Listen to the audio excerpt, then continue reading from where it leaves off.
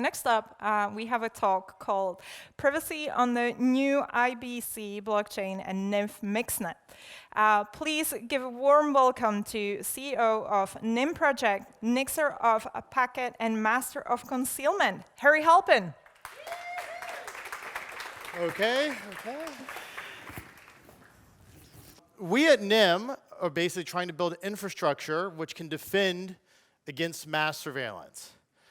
Mass surveillance is something that people used to think was fictional, but is actually true. Not only the NSA, but any reasonable-sized government or even company can do essentially surveillance on the literally the packets that go across the internet. So you can imagine that you have a godlike enemy that's watching every packet going in and out of the internet, and that enemy can use the packet transfers, their peer-to-peer packet transfers, in the case using Cosmos or Bitcoin or whatnot, to basically track who sent what packet to who, who's talking to who.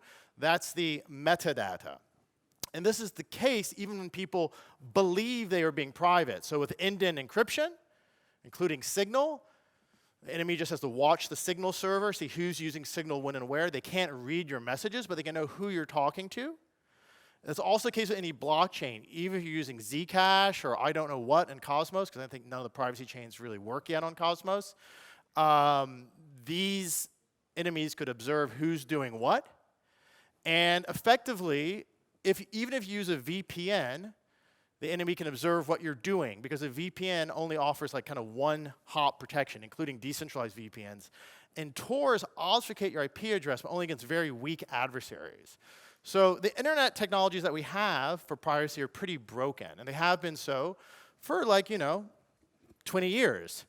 And this is increasingly a problem, and various people, such as Fred Wilson, have thought that the large opportunities in terms of the next kind of 10 or 20 years of the internet will be based on privacy, because surveillance is becoming normalized.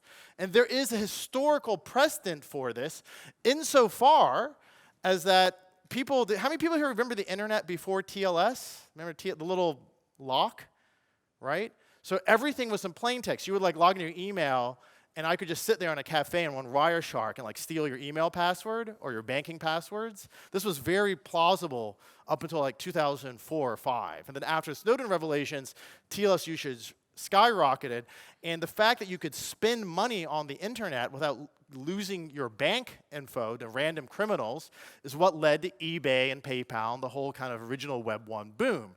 So we think that privacy, particularly in the age of AI, is going to become more and more important, and it's going to lead to the next boom.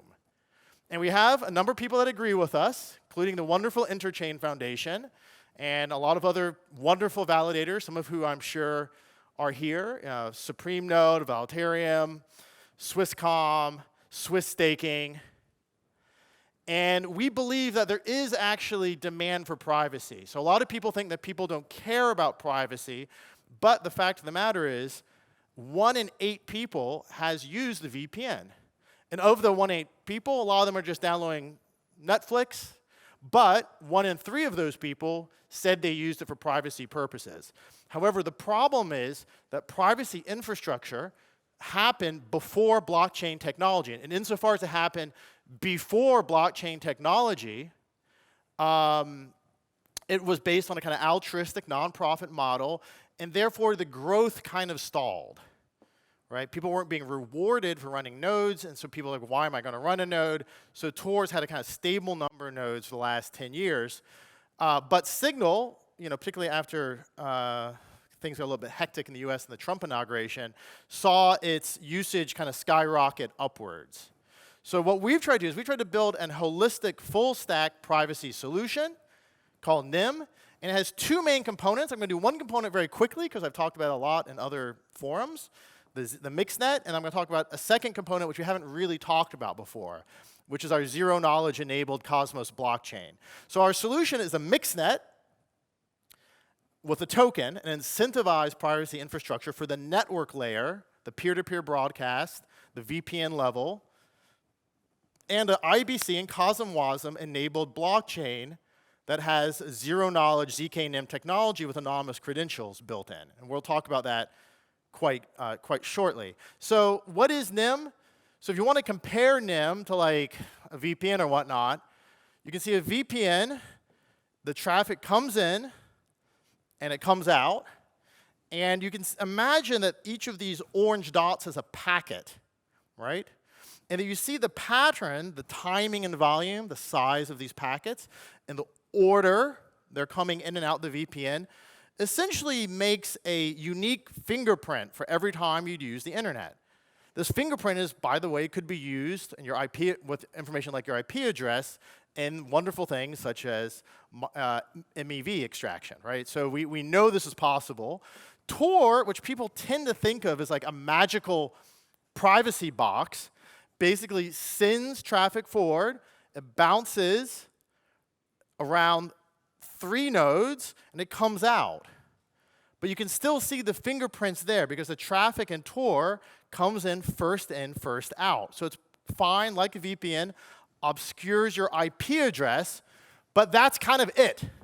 And Tor has the advantage that changes your circuit every 10 minutes. So every 10 minutes, you get a new IP address. So you don't do too many Cosmos transactions within that 10-minute window.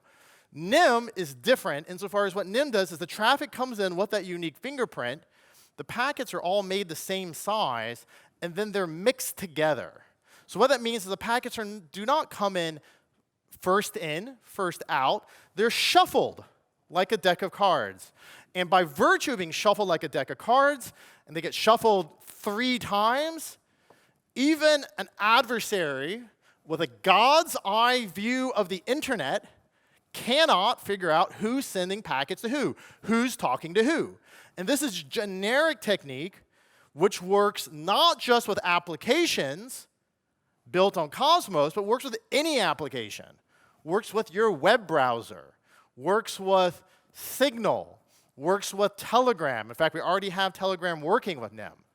And so you can see what the NYM mixnet does is similar to Lightning or to Tor. It has multiple hops, but it has 2 main differences. One, if not enough people are using the network, we add in fake traffic, something Tor or VPNs don't do. So we can disguise even when you're using the network. Second, as I just mentioned, we mix the packets up. We obfuscate the timing of the packets, okay, by adding user-centric delays into the packets. You can set the delay, and people are like, well, how slow is it? We have got the mixnet working so fast. It's all built from the ground up in Rust, and we hired friggin' Daniel Bernstein, who invented Curve 25519, to optimize it. So we've got down to 500 milliseconds for mixing. Okay, 500 milliseconds. That's enough to like fit in the Ethereum validator consensus. And we're going to get it even faster. We think we can get it down to like maybe 300. And so it's tunable. If you want to be super private, you can just be a lot slower. It's fine. If you want real speed, you can be a little bit less private. Push those packets through. And so this is the architecture. You have the user, represented by this little weird space alien guy here. They send to your local machine, which is running NYM, some packets. Those packets are bundled up into the Sphinx packet format, the same packet format used by Lightning, sent into the mixnet, and they come out and they go to an app, right? And that app could be something like Cosmos, right? We can send traffic into the mixnet and into Cosmos. And if they don't mind, could you try to show a little video that I sent in yesterday before 11 p.m.? OK, here we go. If you could so this is, just so people know NYM is real, so this is us running a CosmWasm Cosmos client. And what we're doing is we're sending a transaction from the client over the NYM mix network. This is happening live. It's a random response string. We're sending it through, and it's going through the NYM mix network over, and then doing that peer-to-peer broadcast after it's been anonymized by sending it through the NYM mixnet. So this all works today. You can literally, if you're like, how do I prevent people from like using my timing information and my IP address from extracting value from my transactions? So I want to use Cosmos in an anonymous way on the network level. We can do that today. You can see we just sent the transaction through. So back to the slides. So, this works. It's not vaporware like most projects. And we have a token. Who doesn't? Who doesn't love tokens?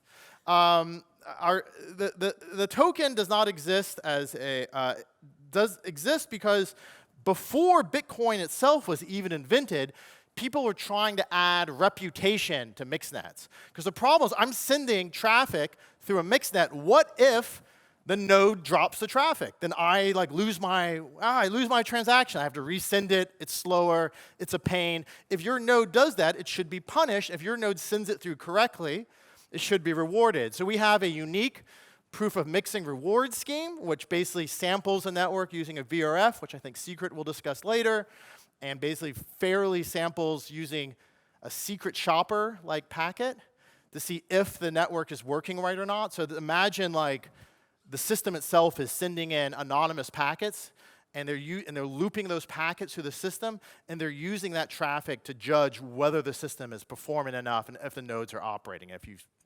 And we also allow delegated staking.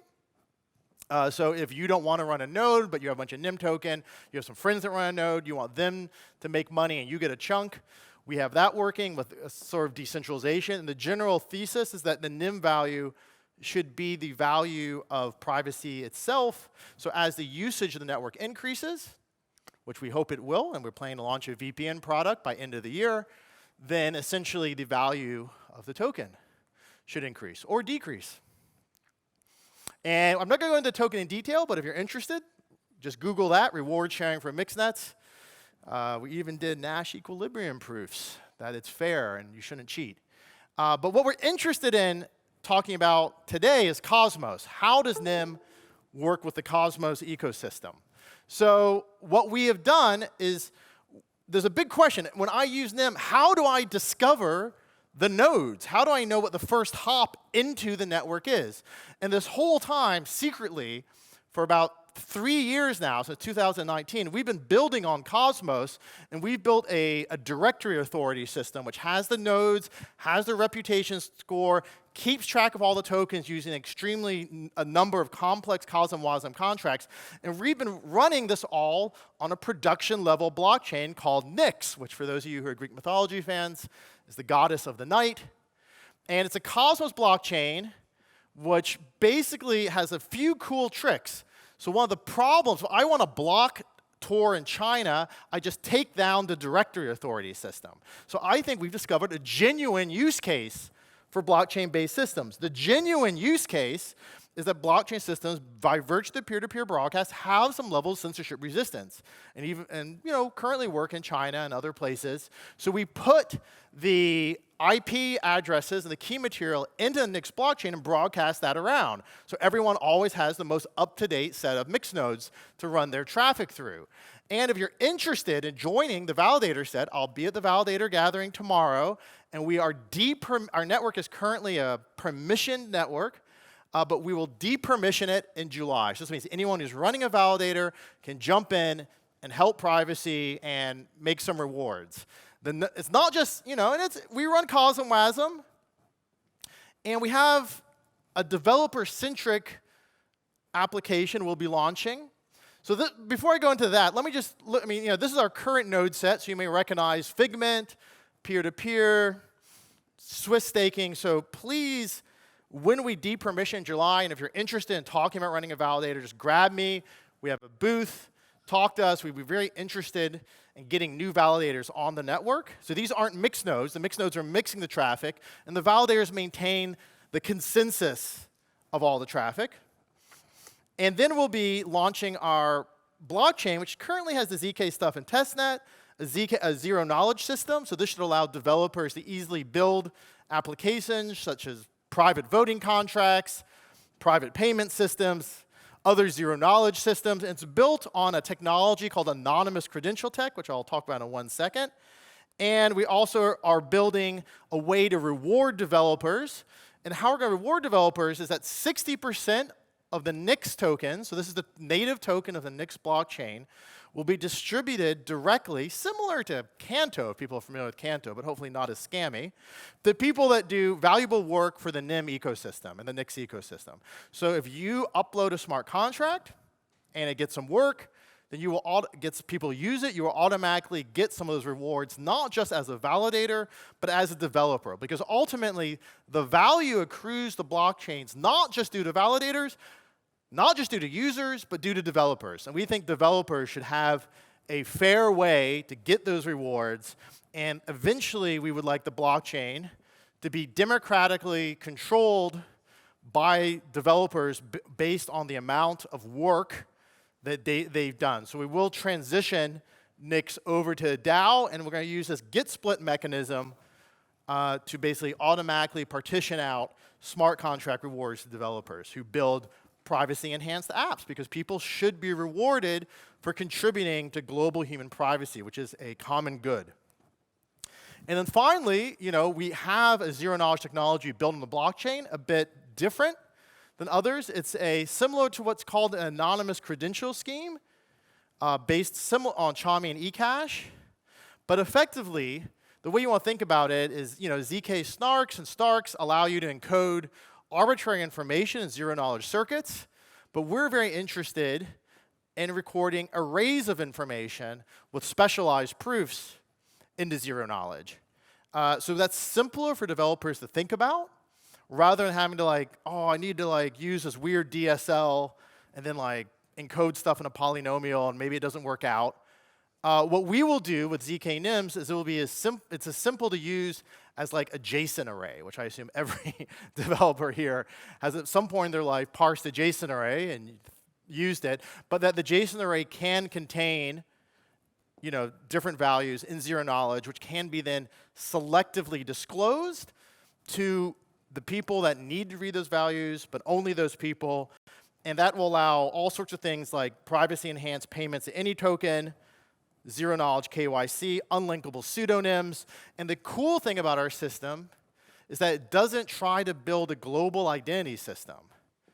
Because we think, I personally at least think, that I do not want myself or my children living in a world where I have my eyeball scanned by WorldCoin in order to prevent to give blockchain Sybil resistance. I think we can do one better. We can build privacy-enhanced systems which do not link to permanent identifiers.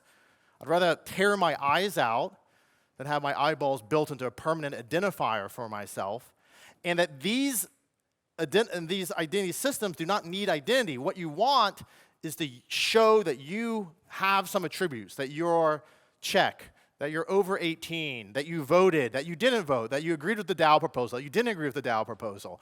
And all sorts of really cool things like anonymous DAOs and other technologies can be built on top of zero-knowledge proofs without full-blown identity systems that use zero-knowledge as some sort of, I don't know, kind of hand-wavy trick to try to avoid privacy issues. And lastly, the system, of course, decentralized.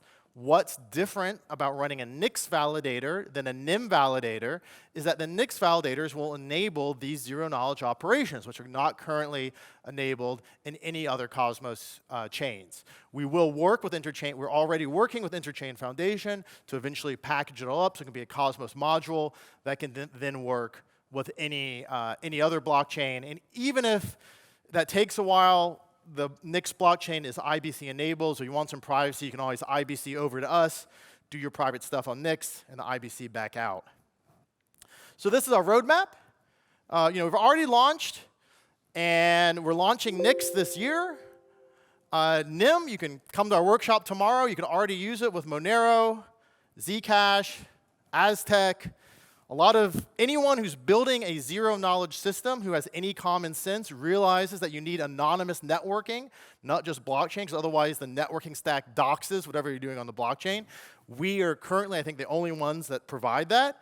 And then once we're done releasing the NYX blockchain, we're going to try to release a VPN usage, a kind of VPN-like app that's actually private, that doesn't take your credit card numbers, and that this kind of VPN app, we think, will reach mass market usage and will be one of the few real use cases, we think, of blockchain technology in the future, enabling censorship-resistant, private access to the internet to anyone on planet Earth. And as someone who spends a lot of time in places like the Middle East, it's desperately needed right now, more so than ever.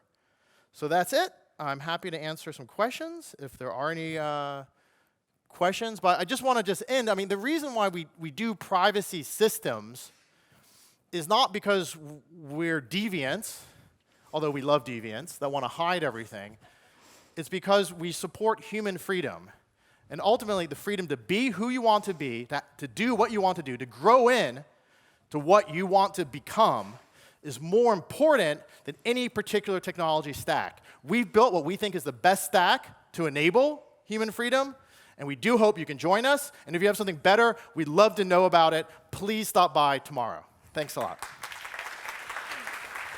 Thank you. So we do have one question here from Slido. It's anonymous again asking, could the NYX validator censor packets? How do you protect against that? So how you protect against the NYX validator censoring packets is the way that you defend against any validator censoring packets, which is you probably should send your packets to more than one validator. And if you send your packets over the NYM network, you can send them in an encrypted manner and obscure your IP address. So then the NYX validator would have to censor everyone's packets. They can't just censor your packet. So again, I think we can solve some of the MEV problems by really leaning hard on privacy. And like I just said, ZK-NYM gives you shielded transactions on-chain. The mixnet gives you network-level privacy. So in order to basically drop your packets, they'd have to drop everyone's packets, which sort of defeats the purpose of censoring. Does that make sense? OK, cool. All right. OK, thanks a lot. Thank you very much. Thank you.